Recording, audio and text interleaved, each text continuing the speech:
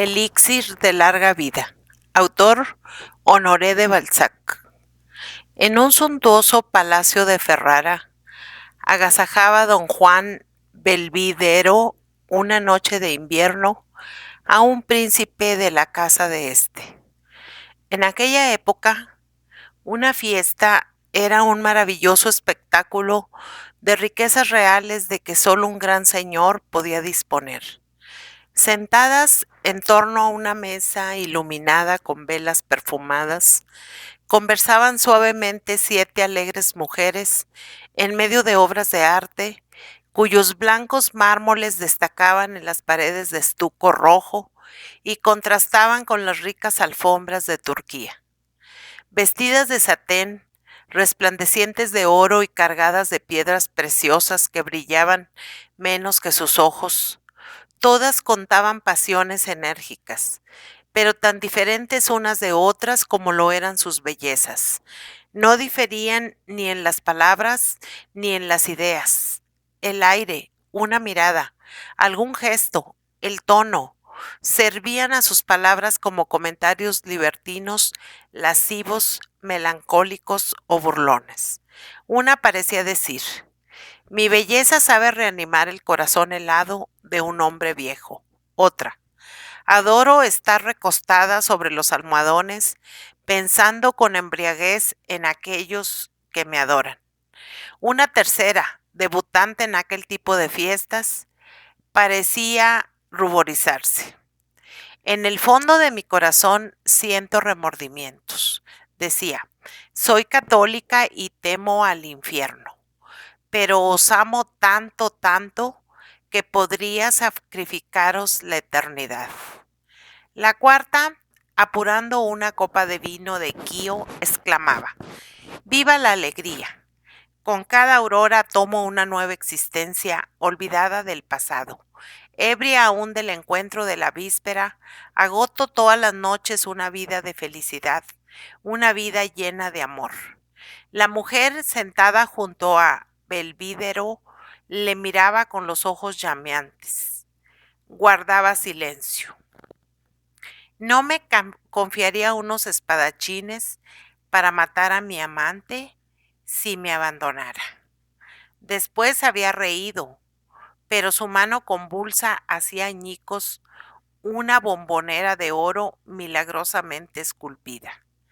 ¿Cuándo serás gran duque?, preguntó la sexta al príncipe, con una expresión de alegría asesina en los dientes y de delirio báquico en los ojos. ¿Y cuándo morirá tu padre?, dijo la séptima, riendo y arrojando su ramillete de flores a don Juan con un gesto ebrio y alocado. Era una inocente jovencita, acostumbrada a jugar con las cosas sagradas. Ah, no me habléis de ello, exclamó el joven y hermoso don Juan Belvidero. Solo hay un Padre eterno en el mundo, y la desgracia ha querido que sea yo quien lo tenga. Las 7 cortesanas de Ferrara, los amigos de don Juan y el mismo príncipe lanzaron un grito de horror. 200 años más tarde y bajo Luis XV, las gentes de buen gusto hubieran reído ante esa ocurrencia. Pero tal vez, al comienzo de una orgía, las almas tienen aún demasiada lucidez. A pesar de la luz de las velas, las voces de las pasiones, de los vasos de oro y de plata, el vapor de los vinos, a pesar de la contemplación de las mujeres más arrebatadoras, quizás había aún, en el fondo de los corazones, un poco de vergüenza ante las cosas humanas y divinas, que lucha hasta que la orgía la ahoga en las últimas ondas de un vino espumoso. Sin embargo, los corazones estaban ya marchitos, torpes los ojos y la embriaguez llegaba. Según la expresión de Rabelais, hasta las sandalias, en aquel momento de silencio se abrió una puerta y, como en el festín de Baltasar, Dios hizo acto de presencia y apareció bajo la forma de un viejo sirviente, de pelo blanco, andar vacilante y de ceño contraído. Entró con una expresión triste. Con una mirada marchitó las coronas, las copas bermejas, las torres de fruta, el brillo de la fiesta, el púrpura de los rostros sorprendidos y los colores de los cojines arrugados por el blanco brazo de las mujeres. Finalmente, puso un crespón de luto a toda aquella locura, diciendo con voz cavernosa estas sombrías palabras: Señor, vuestro padre se está muriendo. Don Juan se levantó haciendo a sus invitados un gesto que bien podría traducirse por un lo siento. Esto no pasa todos los días. ¿Acaso la muerte de un padre no sorprende a menudo a los jóvenes en medio de los esplendores de la vida, en el seno de las locas ideas de una orgía? La muerte es tan repentina en sus caprichos como lo es una cortesana en sus desdenes, pero más fiel, pues nunca engañó a nadie. Cuando don Juan cerró la puerta de la sala y enfiló una larga galería tan fría como oscura, se esforzó por adoptar una actitud teatral, pues, al pensar en su papel de hijo, había arrojado su alegría junto con su servilleta. La noche era negra. El silencioso sirviente que conducía al joven hacia la cámara mortuoria alumbraba bastante mal a su amo. De modo que la muerte, ayudada por el frío, el silencio, la oscuridad y quizá por la embriaguez, pudo deslizar algunas reflexiones en el alma de este hombre disipado. Examinó su vida y se quedó pensativo como un procesado que se dirige al tribunal. Bartolomé Belvídero, padre de don Juan, era un anciano nonagenario que había pasado la mayor parte de su vida dedicado al comercio. Como había atravesado con frecuencia las talismánicas regiones de Oriente, había adquirido inmensas riquezas y una sabiduría más valiosa, decía, que el oro y los diamantes, que ahora ya no le preocupaban lo más mínimo. Prefiero un diente a un rubí y el poder al saber, exclamaba a veces sonriendo.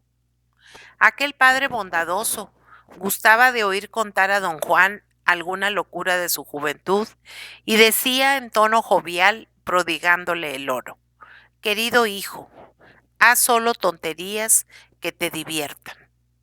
Era el único anciano que se complacía en ver a un hombre joven. El amor paterno engañaba a su avanzada edad en la contemplación de una vida tan brillante. A la edad de 60 años, Belvídero se había enamorado de un ángel de paz y de belleza. Don Juan había sido el único fruto de ese amor tardío y pasajero.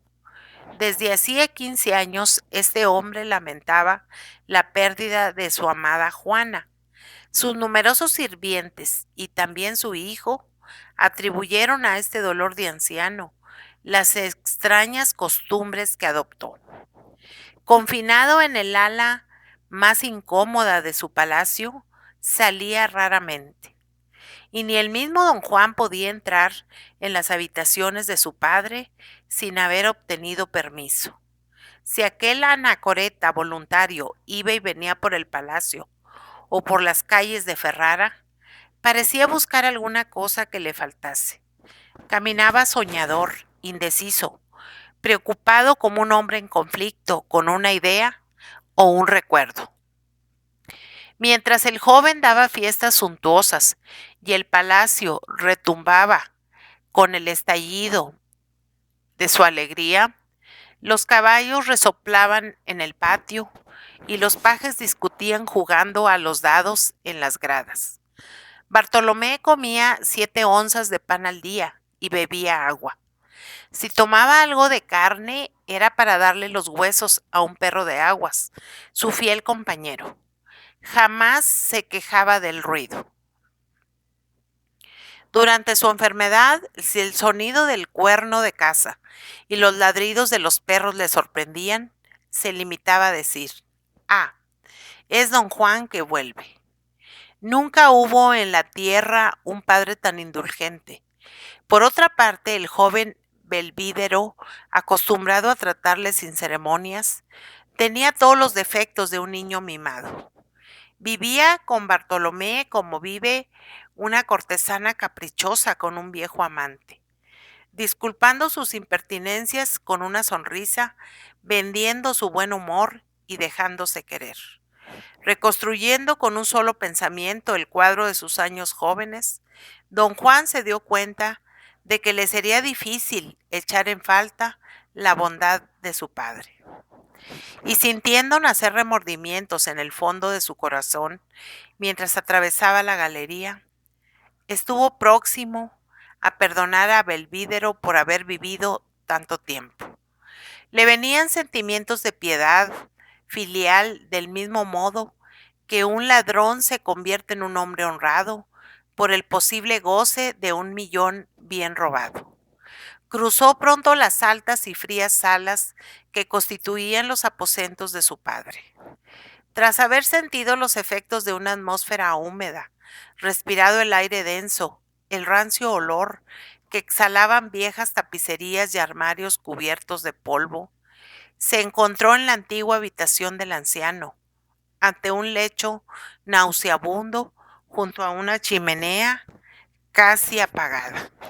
Una lámpara, situada sobre una mesa de forma gótica, arrojaba sobre el lecho en intervalos desiguales capas de luz más o menos intensas, mostrando de este modo el rostro del anciano siempre bajo un aspecto diferente. Silbaba el frío a través de las ventanas mal cerradas, y la nieve azotando las vidrieras producía un ruido sordo. Aquella escena contrastaba de tal modo con la que don Juan acababa de abandonar que no pudo evitar un estremecimiento. Después tuvo frío, cuando al acercarse al lecho un violento resplandor, empujado por un golpe de viento, iluminó la cabeza de su padre. Sus rasgos estaban descompuestos.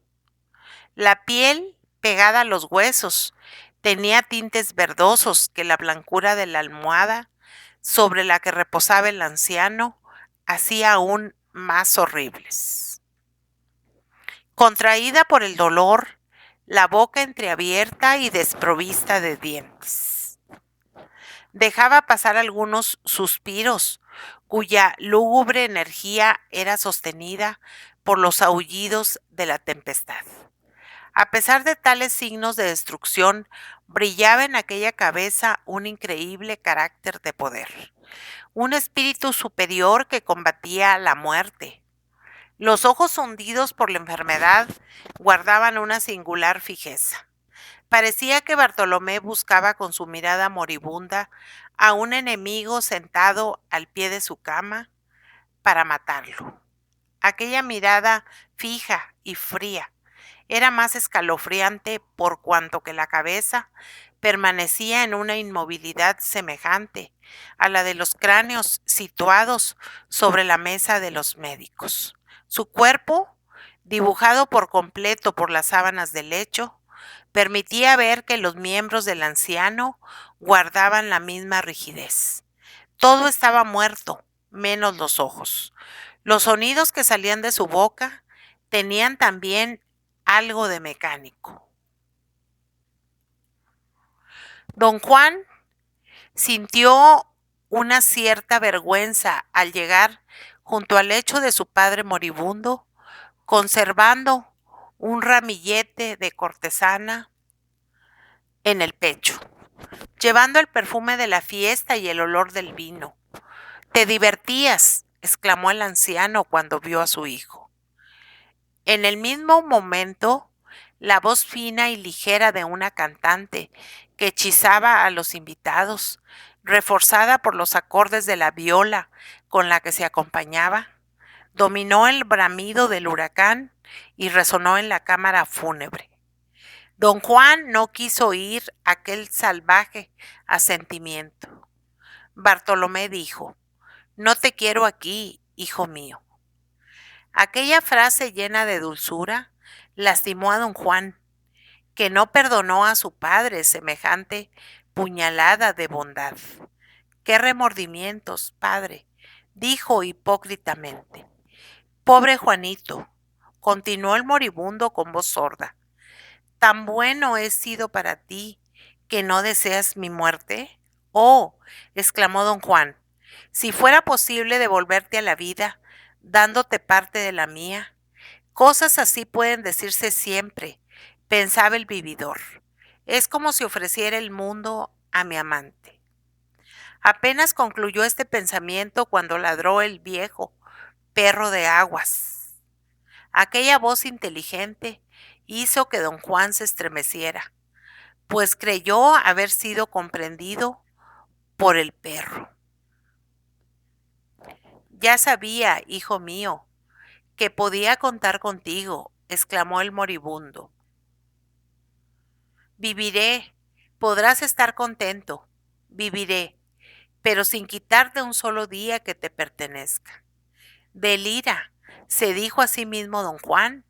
Luego añadió en voz alta: sí, padre querido, viviréis ciertamente, porque vuestra imagen permanecerá en mi corazón. No se trata de esa vida, dijo el noble anciano, reuniendo todas sus fuerzas para incorporarse, porque le sobrecogió una de esas sospechas que solo nacen en la cabecera de los moribundos. Escúchame, hijo, continuó con la voz debilitada por este último esfuerzo. No tengo yo más ganas de morirme que tú de prescindir de amantes, vinos, caballos, halcones, perros y oro. Estoy seguro de ello, pensó el hijo arrodillándose a la cabecera de la cama y besando una de las manos cadavéricas de Bartolomé, su padre. Pero, continuó en voz alta, padre, padre querido, hay que someterse a la voluntad de Dios. Dios soy yo, replicó el anciano refunfuñando. No blasfeméis, dijo el joven viendo el aire amenazador que tomaban los rasgos de su padre. Guardaos de hacerlo. Habéis recibido la extrema unción, y no podría hallar consuelo viéndoos morir en pecado. ¿Quieres escucharme?, exclamó el moribundo, cuya boca crujió. Don Juan cedió. Reinó un horrible silencio. Entre los grandes silbidos de la nieve llegaron aún los acordes de la viola y la deliciosa voz, débiles como un día naciente. El moribundo sonrió. Te agradezco el haber invitado a cantantes, haber traído música, una fiesta, mujeres jóvenes y bellas, blancas y de negros cabellos, todos los placeres de la vida. Haz que se queden. Voy a renacer. Es el colmo del delirio, dijo don Juan. He descubierto un medio de resucitar. Mira, busca en el cajón de la mesa. Podrás abrirlo apretando un resorte que hay escondido por el grifo. Ya está, padre. Bien, coge un pequeño frasco de cristal de roca. Aquí está. He empleado 20 años en... En aquel instante, el anciano sintió próximo el final y reunió toda su energía para decir: tan pronto como haya exhalado el último suspiro, me frotarás todo el cuerpo con este agua y renaceré. Pues hay bastante poco, replicó el joven. Si bien Bartolomé ya no podía hablar, tenía aún la facultad de oír y de ver. Y al oír esto, su cabeza se volvió hacia don Juan con un movimiento de escalofriante brusquedad. Su cuello se quedó torcido como el de una estatua de mármol a quien el pensamiento del escultor ha condenado a mirar de lado. Sus ojos más grandes adoptaron una espantosa inmovilidad. Estaba muerto, muerto, perdiendo su última ilusión. Buscando asilo en el corazón de su hijo, encontró una tumba más honda que las que los hombres cavan habitualmente a sus muertos. Sus cabellos se habían erizado también por el horror, y su mirada convulsa hablaba aún. Era un padre saliendo con rabia de un sepulcro para pedir venganza a Dios. Vaya, Se acabó el buen hombre, exclamó don Juan. Presuroso por acercar el misterioso cristal a la luz de la lámpara como un bebedor examina su botella al final de la comida, no había visto blanquear el ojo de su padre. El perro contemplaba con la boca abierta alternativamente a su amo muerto y el elixir, del mismo modo que don Juan miraba, ora a su padre, ora al frasco. La lámpara arrojaba ráfagas ondulantes. El silencio era profundo. La viola había enmudecido. Belvídero se estremeció creyendo ver moverse a su padre. Intimidado por la expresión rígida de sus ojos acusadores, los cerró del mismo modo que hubiera bajado una persiana abatida por el viento en una noche de otoño. Permaneció de pie, inmóvil, perdido en un mundo de pensamientos. De repente, un ruido agrio, semejante al grito de un resorte oxidado, rompió el silencio. Don Juan, sorprendido, estuvo a punto de dejar caer el frasco. De sus poros brotó un sudor más frío que el acero de un puñal. Un gallo de madera pintada surgió de lo alto de un reloj de pared y cantó 3 veces. Era una de esas máquinas ingeniosas, con la ayuda de las cuales se hacían despertar para sus trabajos a una hora fija los sabios de la época. El alba enrojecía ya las ventanas. Don Juan había pasado 10 horas reflexionando. El viejo reloj de pared era más fiel a su servicio que él en el cumplimiento de sus deberes hacia Bartolomé. Aquel mecanismo estaba hecho de madera, poleas, cuerdas y engranajes, mientras que don Juan poseía uno particular al hombre, llamado corazón. Para no arriesgarse a perder el misterioso licor, el escéptico don Juan volvió a colocarlo en el cajón de la mesita gótica. En tan solemne momento oyó un tumulto sordo en la galería. Eran voces confusas, risas ahogadas, pasos ligeros, el roce de las sedas, el ruido, en fin, de un alegre grupo que se recoge. La puerta se abrió y el príncipe, los amigos de don Juan, las 7 cortesanas y las cantantes aparecieron en el extraño desorden en que se encuentran las bailarinas sorprendidas por la luz de la mañana, cuando el sol lucha con el fuego palideciente de las velas. Todos iban a darle al joven heredero el pésame de costumbre.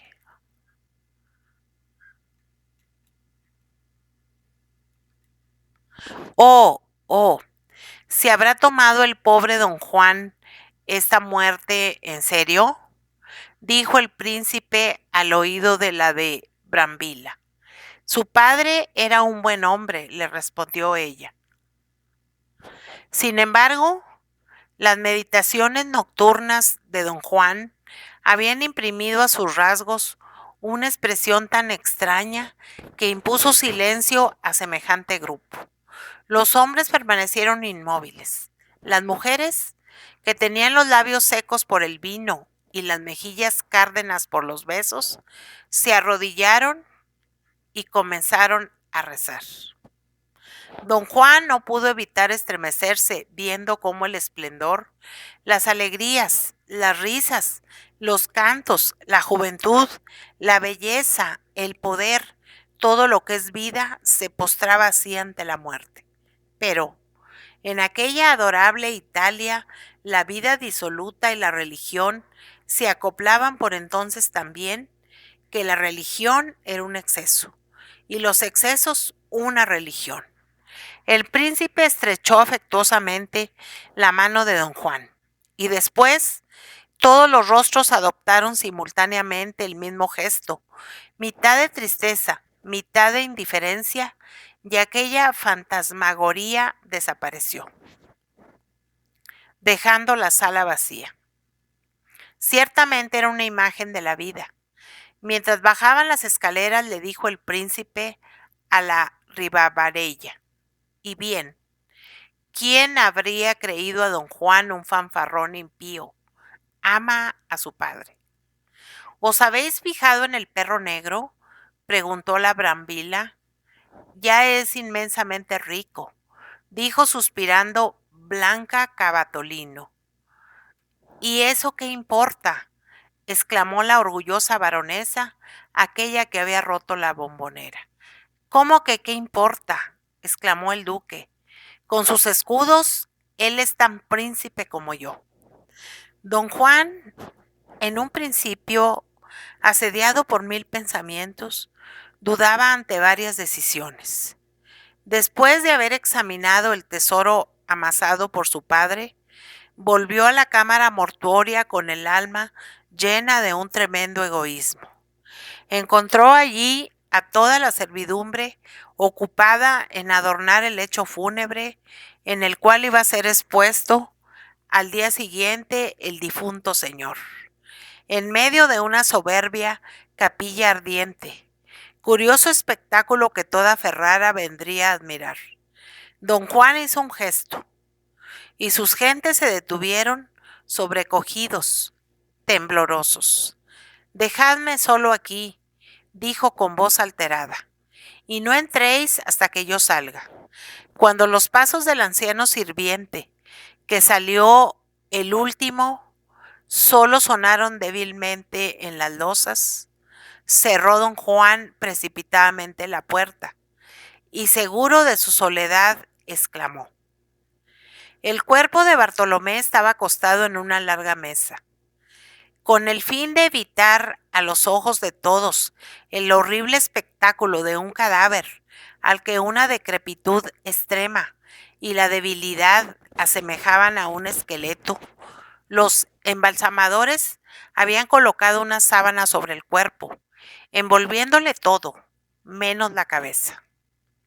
Aquella especie de momia yacía en el centro de la habitación, y la sábana amplia dibujaba vagamente las formas, aún así duras, rígidas y heladas. El rostro tenía ya amplias marcas violeta que mostraban la necesidad de terminar el embalsamamiento.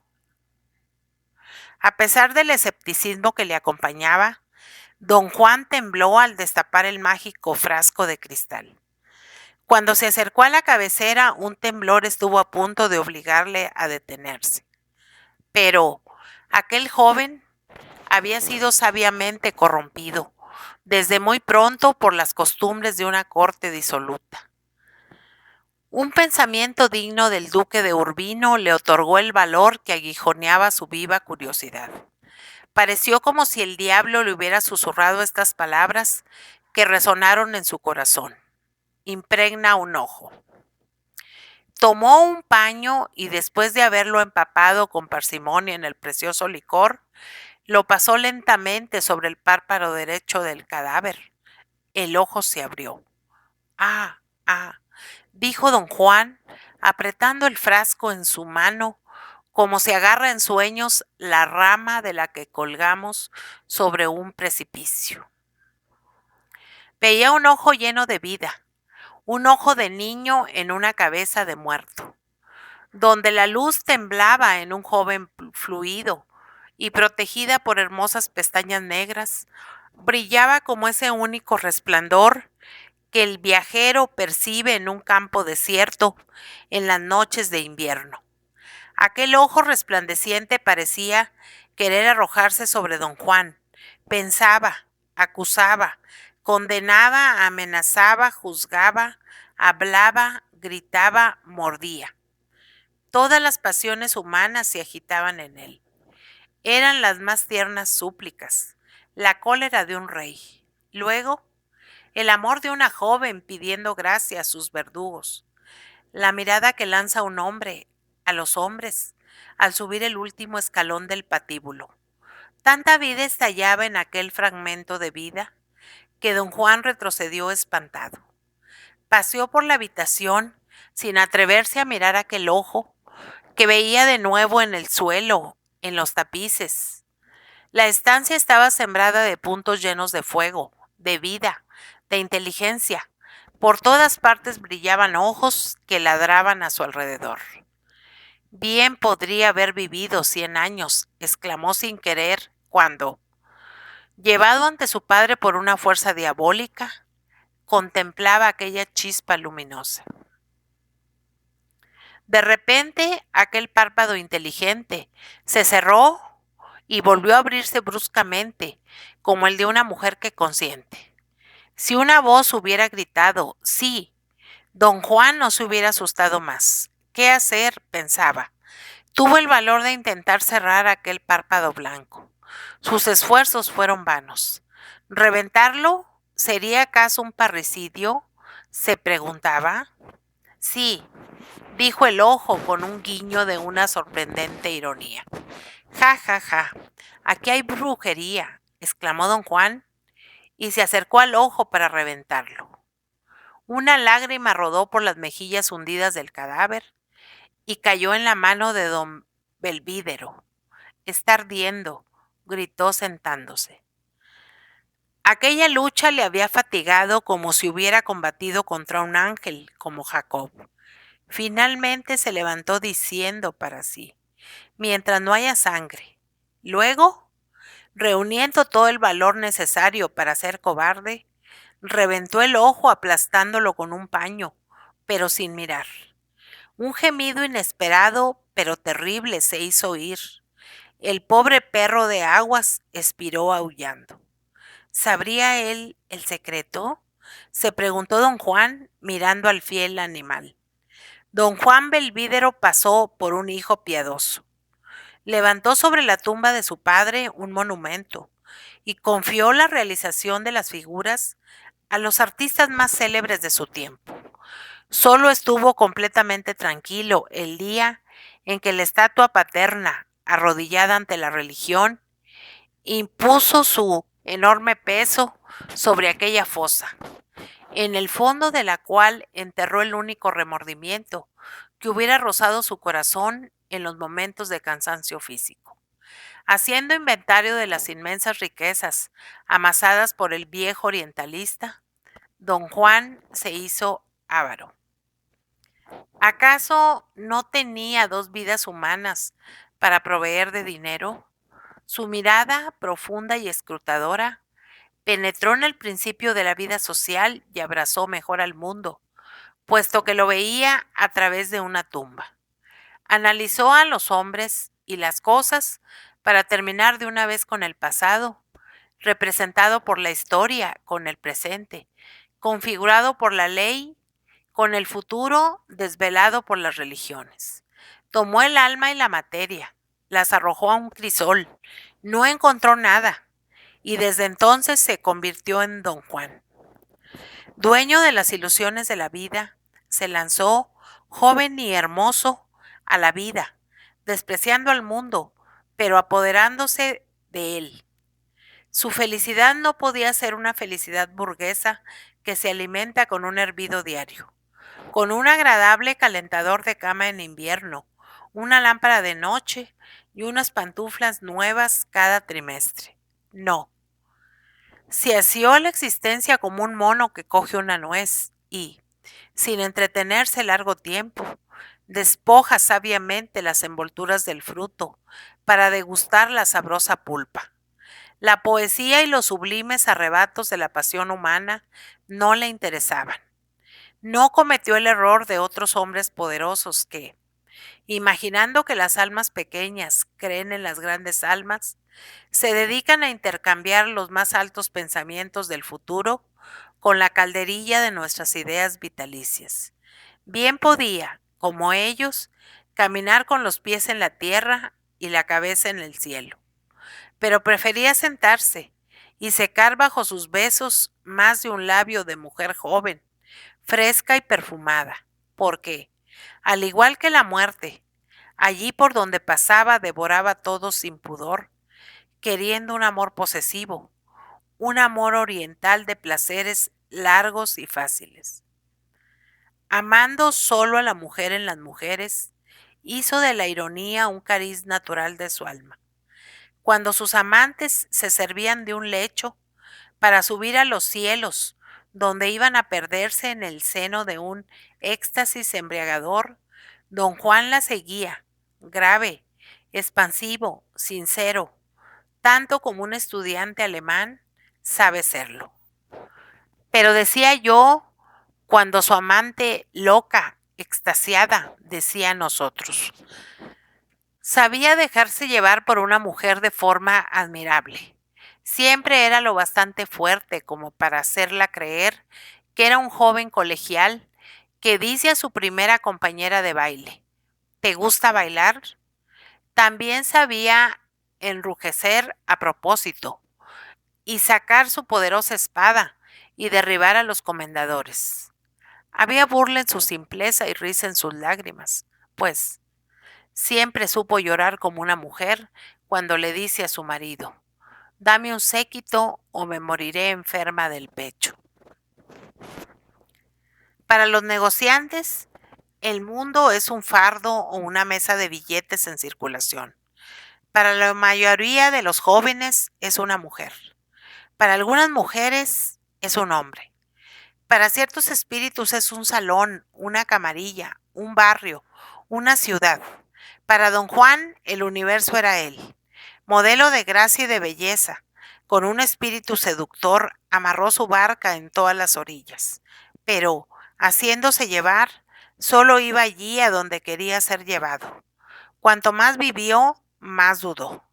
Examinando a los hombres, adivinó con frecuencia que el valor era temeridad, la prudencia, cobardía, la generosidad, finura, la justicia, un crimen, la delicadeza, una necedad, la honestidad, organización y, gracias a una fatalidad singular, se dio cuenta de que las gentes honestas, delicadas, justas, generosas, prudentes y valerosas no obtenían ninguna consideración entre los hombres.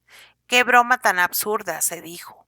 No procede de un Dios. Y entonces, renunciando a un mundo mejor, jamás se descubrió al oír pronunciar un nombre y consideró a los santos de piedra de las iglesias como obras de arte. Pero también, comprendiendo el mecanismo de las sociedades humanas, no contradecía en exceso los prejuicios, puesto que no era tan poderoso como el verdugo, pero daba la vuelta a las leyes sociales con la gracia y el ingenio también expresados en su escena con el señor Dimanche. Fue, en efecto, el tipo de don Juan de Molière, del Fausto de Goethe, del Manfred de Byron y del Melmoth de Maturín. Grandes imágenes trazadas por los mayores genios de Europa, y a las que no faltarán quizá ni los acordes de Mozart ni la lira de Rossini. Terribles imágenes que el principio del mal, existente en el hombre, eterniza y del cual se encuentran copias cada siglo. Bien porque este tipo entra en conversaciones humanas, encarnándose en Mirabeau. Bien porque se conforma con actuar en silencio como Bonaparte, o de comprimir el mundo en una ironía como el divino Rabelais, o, incluso, se ríe de los seres en lugar de insultar a las cosas, como el mariscal de Richelieu, o que se burle a la vez de los hombres y de las cosas, como el más célebre de nuestros embajadores. Pero la profunda jovialidad de don Juan Belvídero precedió a todos ellos. Se rió de todo. Su vida era una burla que abarcaba a hombres, cosas, instituciones e ideas. En lo que respecta a la eternidad, había conversado familiarmente media hora con el Papa Julio II.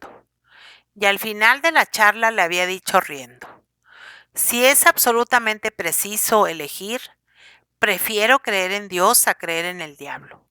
El poder unido a la bondad ofrece siempre más recursos que el genio del mal. Sí, pero Dios quiere que se haga penitencia en este mundo.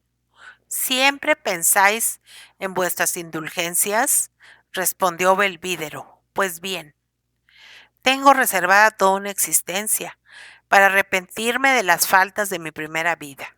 Ah, si es así como entiendes la vejez, exclamó el Papa, corres el riesgo de ser canonizado. Después de vuestra ascensión al papado, puede creerse todo. Fueron entonces a ver a los obreros que construían la inmensa basílica consagrada a San Pedro. San Pedro es el hombre de genio que dejó constituido nuestro doble poder, dijo el Papa don Juan.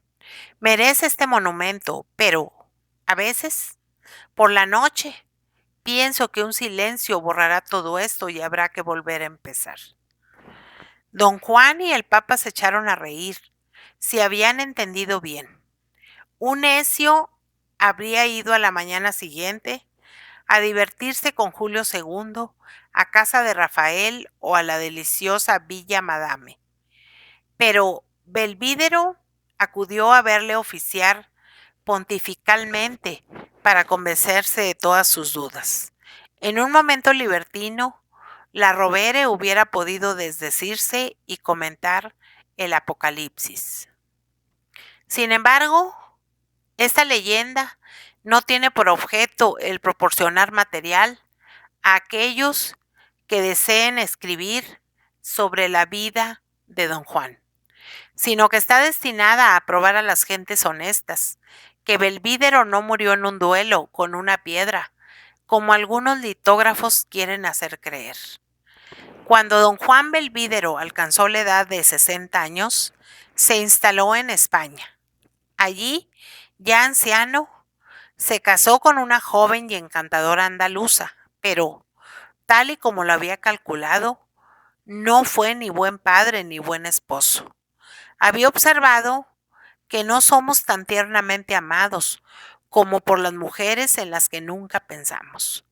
Doña Elvira, educada santamente por una anciana tía en lo más profundo de Andalucía, en un castillo a pocas leguas de Sanlúcar, era toda gracia y devoción. Don Juan adivinó que aquella joven sería del tipo de mujer que combate largamente una pasión antes de ceder, y por ello pensó poder conservarla virtuosa hasta su muerte. Fue una broma seria, un jaque que se quiso reservar para jugarlo en sus días de vejez. Fortalecido con los errores cometidos por su padre Bartolomé, don Juan decidió utilizar los actos más insignificantes de su vejez para el éxito del drama que debía consumarse en su lecho de muerte. De este modo, la mayor parte de su riqueza permaneció oculta en los sótanos de su palacio de Ferrara, donde raramente iba. Con la otra mitad de su fortuna, estableció una renta vitalicia para que le produjera intereses durante su vida, la de su mujer y la de sus hijos, astucia que su padre debiera haber practicado. Pero semejante maquiavélica especulación no le fue muy necesaria. El joven Felipe Belvídero, su hijo, se convirtió en un español tan concienzudamente religioso como impío era su padre, quizá en virtud del proverbio, a padre avaro, hijo pródigo. El abad de Sanlúcar fue elegido por don Juan para dirigir la conciencia de la duquesa de Belvídero y de Felipe. Aquel eclesiástico era un hombre santo, admirablemente bien proporcionado, alto, de bellos ojos negros y una cabeza al estilo de Tiberio, cansada por el ayuno, blanca por la mortificación y diariamente tentada, como son tentados todos los solitarios. Quizá esperaba el anciano señor matar a algún monje antes de terminar su primer siglo de vida. Pero, bien porque el abad fuera tan fuerte como podía serlo el mismo don Juan, bien porque doña Elvira tuviera más prudencia o virtud de la que España le otorga a las mujeres, don Juan fue obligado a pasar sus últimos días como un viejo cura rural sin escándalos en su casa. A veces sentía placer si encontraba a su mujer o a su hijo, faltando a sus deberes religiosos, y les exigía realizar todas las obligaciones impuestas a los fieles por el Tribunal de Roma. En fin, nunca se sentía tan feliz como cuando oía al galante abad de Sanlúcar, a doña Elvira y a Felipe discutir sobre un caso de conciencia. Sin embargo, a pesar de los cuidados que don Juan Belvídero prodigaba a su persona, llegaron los días de decrepitud. Con la edad del dolor llegaron los gritos de impotencia. Gritos, canto más desgarradores, cuando más ricos eran los recuerdos de su ardiente juventud y de su voluptuosa madurez. Aquel hombre, cuyo grado más alto de burla era inducir a los otros a creer en las leyes y principios de los que él se mofaba, se dormía por las noches pensando en un quizá. Aquel modelo de elegancia, aquel duque, vigoroso en las orgías, soberbio en la corte, gentil para con las mujeres cuyos corazones había retorcido como un campesino retuerce una vara de mimbre, aquel hombre ingenio tenía una pituita pertinaz, una molesta ciática y una gota brutal. Veía como sus dientes le abandonaban, al igual que se van una a una, las más blancas damas, las más engalanadas, dejando el salón desierto. Finalmente, sus atrevidas manos temblaron. Sus esbeltas piernas se tambalearon, y una noche la apoplejía le aprisionó sus manos corvas y heladas. Desde aquel fatal día se volvió taciturno y duro.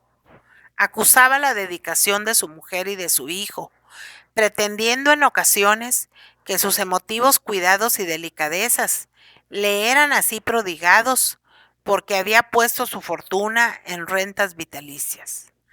Elvira y Felipe derramaban entonces lágrimas amargas y doblaban sus caricias al malicioso viejo, cuya voz cascada se volvía afectuosa para decirles: queridos míos, querida esposa, ¿me perdonáis, verdad? ¿Os atormento un poco? ¡Ay, gran Dios! ¿Cómo te sirves de mí para poner a prueba a estas dos celestes criaturas? Yo que debiera ser su alegría, soy su calamidad. De este modo les encadenó a la cabecera de su cama, haciéndoles olvidar meses enteros de impaciencia y crueldad por una hora en que les prodigaba los tesoros, siempre nuevos, de su gracia y de una falsa ternura. Paternal sistema que resultó infinitamente mejor que el que su padre había utilizado en otro tiempo para con él.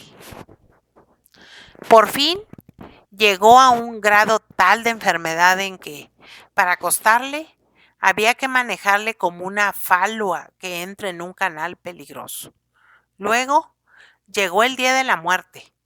Aquel brillante y escéptico personaje, de quien solo el entendimiento sobrevivía a la más espantosa de las destrucciones, se vio entre un médico y un confesor. Los dos seres que le eran más antipáticos, pero estuvo jovial con ellos. ¿Acaso no había para él una luz brillante tras el velo del porvenir? Sobre aquella tela, para unos de plomo, diáfana para él, jugaban como sombras las arrebatadoras delicias de la juventud. Era una hermosa tarde, cuando don Juan sintió la proximidad de la muerte. El cielo de España era de una pureza admirable. Los naranjos perfumaban el aire. Las estrellas destilaban luces vivas y frescas. Parecía que la naturaleza le daba pruebas ciertas de su resurrección. Un hijo piadoso y obediente le contemplaba con amor y respeto. Hacia las 11 quiso quedarse solo con aquel cándido ser. Felipe, le dijo con una voz tan tierna y afectuosa que hizo estremecerse y llorar de felicidad al joven. Jamás había pronunciado así Felipe, aquel padre inflexible. Escúchame, hijo mío, continuó el moribundo. Soy un gran pecador. Durante mi vida también he pensado en mi muerte.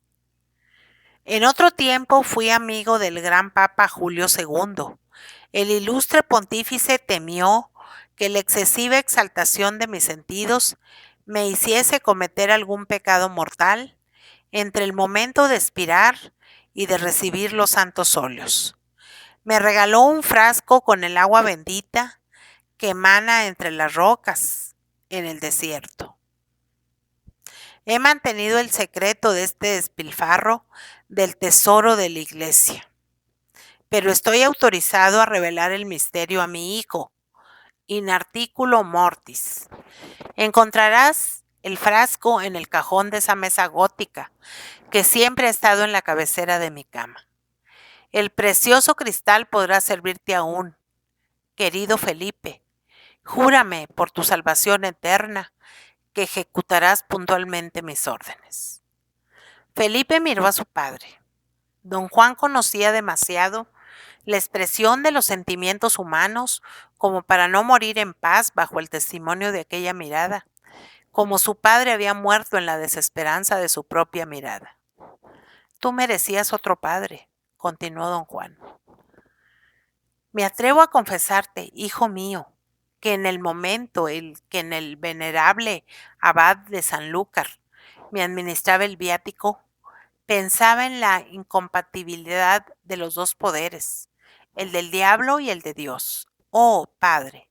Y me decía a mí mismo que, cuando Satán haga su paz, tendrá que acordar el perdón de sus partidarios para no ser un gran miserable. Esta idea me persigue. Iré, pues, al infierno, hijo mío, si no cumplen mi voluntad. Oh, decídmela pronto, padre. Tan pronto como haya cerrado los ojos, continuó don Juan, unos minutos después cogerás mi cuerpo, aún caliente, y lo extenderás sobre una mesa en medio de la habitación. Después apagarás la luz. El resplandor de las estrellas deberá ser suficiente. Me despojarás de mis ropas. Rezarás Padres Nuestros y Aves Marías, elevando tu alma a Dios, y humedecerás cuidadosamente con esta agua santa mis ojos, mis labios, toda mi cabeza primero, y luego sucesivamente los miembros y el cuerpo. Pero, hijo mío, el poder de Dios es tan grande que no deberás asombrarte de nada. Entonces, don Juan, que sintió llegar la muerte, añadió con voz terrible: coge bien el frasco, y expiró dulcemente en los brazos de su hijo, cuyas abundantes lágrimas bañaron su rostro irónico y pálido. Era cerca de la medianoche, cuando don Felipe Belvídero colocó el cadáver de su padre sobre la mesa. Después de haber besado su frente amenazadora y sus grises cabellos, apagó la lámpara. La suave luz producida por la claridad de la luna, cuyos extraños reflejos iluminaban el campo, permitió al piadoso Felipe entrever indistintamente el cuerpo de su padre como algo blanco en medio de la sombra. El joven impregnó un paño en el licor que, sumido en la oración, ungió fielmente aquella cabeza sagrada en un profundo silencio. Oía estremecimientos indescriptibles, pero los atribuía a los juegos de la brisa en la cima de los árboles. Cuando humedeció el brazo derecho, sintió que un brazo fuerte y vigoroso le cogía el cuello. El brazo de su padre. Profirió un grito desgarrador y dejó caer el brazo, que se rompió. También, en ese momento, dejó caer el frasco, que se rompió en 1000 pedazos. El licor se evaporó. Las gentes del castillo acudieron, provistos de candelabros, como si la trompeta del juicio final hubiera sacudido el universo. En un instante la habitación estuvo llena de gente. La multitud temblorosa vio a don Felipe desvanecido, pero retenido por el poderoso brazo de su padre que le apretaba el cuello. Después, cosa natural, los asistentes contemplaron la cabeza de don Juan, tan joven y tan bella como la de Antinó. Una cabeza con cabellos negros, ojos brillantes, boca bermeja y que se agitaba de forma escalofriante, sin poder mover el esqueleto al que pertenecía. Un anciano servidor gritó: ¡Milagro! Y todos los españoles repitieron: ¡Milagro!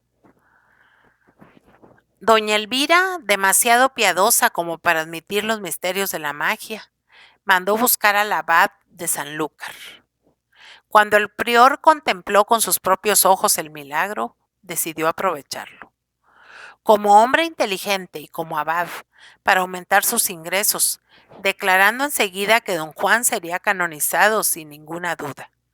Fijó la apoteósica ceremonia en su convento, que en lo sucesivo se llamaría, dijo, San Juan de Lúcar.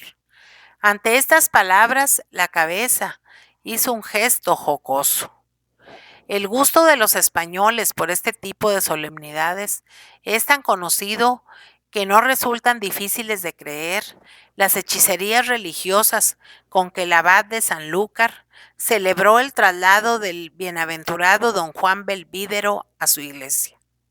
Días después de la muerte del ilustre noble, el milagro de su imperfecta resurrección era tan comentado de un pueblo a otro, en un radio de más de 50 leguas alrededor de Sanlúcar, que resultaba cómico ver a los curiosos en los caminos. Vinieron de todas partes, engolosinados por un Te Deum con antorchas. La antigua mezquita del convento de Sanlúcar, una maravillosa edificación construida por los moros, cuyas bóvedas escuchaban desde hacía 3 siglos el nombre de Jesucristo, sustituyendo al de Alá, no pudo contener a la multitud que acudía a ver la ceremonia. Apretados como hormigas, los hidalgos con capas de terciopelo y armados con sus espadas, estaban de pie alrededor de las columnas, sin encontrar sitio para doblar sus rodillas, que solo se doblaban allí. Encantadoras campesinas, cuyas basquiñas dibujaban las amorosas formas, daban su brazo a ancianos de blancos cabellos. Jóvenes con ojos de fuego se encontraban junto a ancianas mujeres adornadas. Había, además, parejas estremecidas de placer, novias curiosas acompañadas por sus bienamados, recién casados, niños que se cogían de la mano, temerosos. Allí estaba aquella multitud, llena de colorido, brillante en sus contrastes, cargada de flores, formando un suave tumulto en el silencio de la noche. Las amplias puertas de la iglesia se abrieron. Aquellos que, retardados, se quedaron fuera, veían de lejos, por las 3 puertas abiertas, una escena tan pavorosa de decoración a la que nuestras modernas óperas solo podrían aproximarse débilmente. Devotos y pecadores, presurosos por alcanzar la gracia del nuevo santo, encendieron en su honor millares de velas en aquella amplia iglesia, resplandores interesados que concedieron un mágico aspecto al monumento. Las negras arcadas, las columnas y sus capiteles, las capillas profundas y brillantes de oro y plata, las galerías, las figuras sarracenas recortadas, los más delicados trazos de tan delicada escultura, se dibujaban en aquella luz excesiva, como caprichosas figuras que se forman en un brasero al rojo. Era un océano de fuego, dominado al fondo de la iglesia por un coro dorado, donde se levantaba el altar mayor, cuya gloria habría podido rivalizar con la de un sol naciente. En efecto, el esplendor de las lámparas de oro, de los candelabros de plata, de los estandartes, de las borlas, de los santos y de los ex votos, palidecía ante el relicario en que se encontraba don Juan. El cuerpo del impío resplandecía de pedrería, de flores, cristales, diamantes, oro y plumas tan blancas como las alas de un serafín, y sustituía en el altar a un retablo de Cristo. A su alrededor brillaban numerosos cirios, que lanzaban al aire ondas llameantes.